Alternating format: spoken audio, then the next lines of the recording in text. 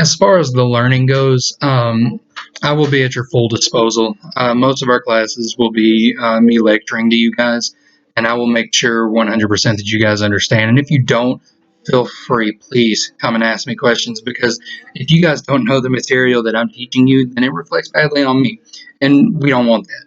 So we definitely want to understand it, because I'm doing you guys an injustice if I don't have you guys understanding the material.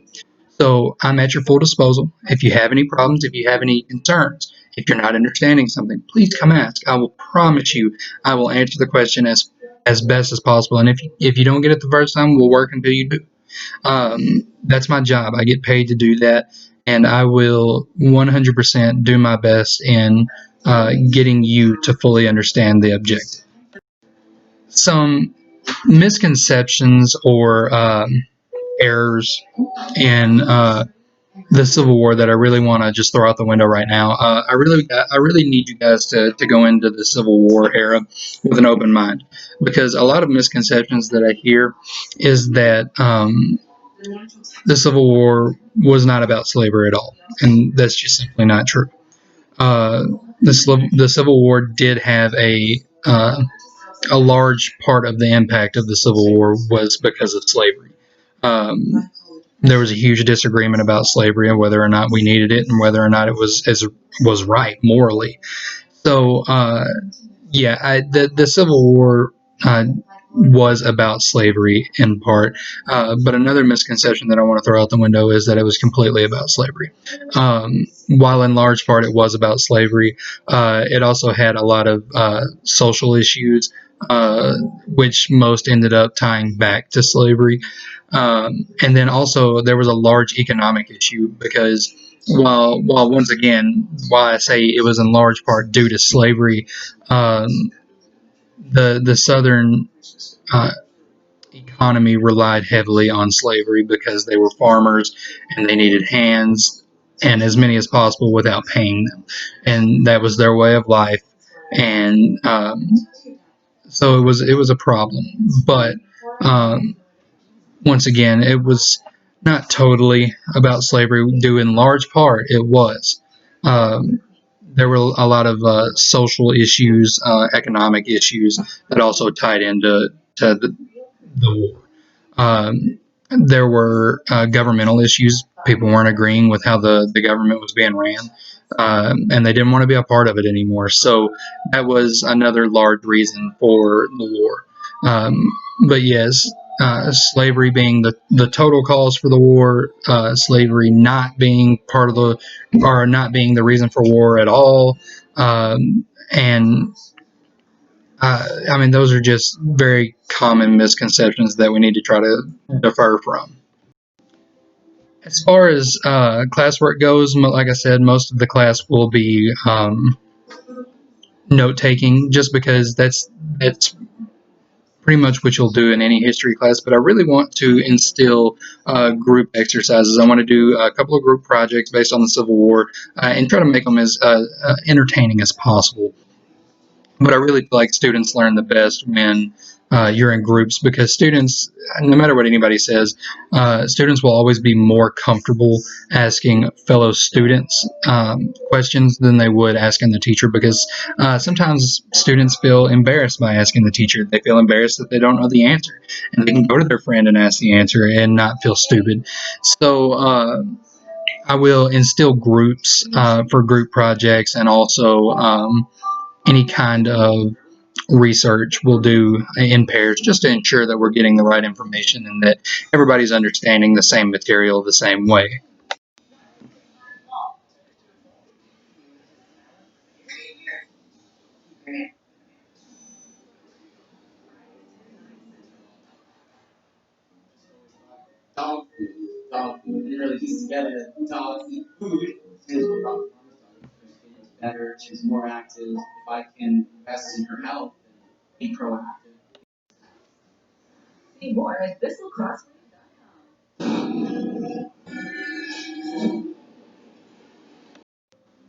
As far as teaching materials go, I will be using the book. I will also be using a detailed notes that I've taken personally, and then I plan on using a Promethean board as well, just so you guys can have a visual of what you're talking about. And we will be doing a lecture-based type of class for a good deal of it. So those are the materials that I will need. As far as you guys go, you'll need a paper, pencil. You'll need access to a computer, which will be provided by the school, and PowerPoint, which is also going to be on the computers provided.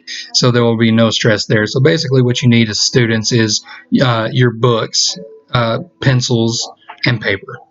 And you will get by in my class that way. Anything else I will provide through worksheet or through notes that I've printed out for you.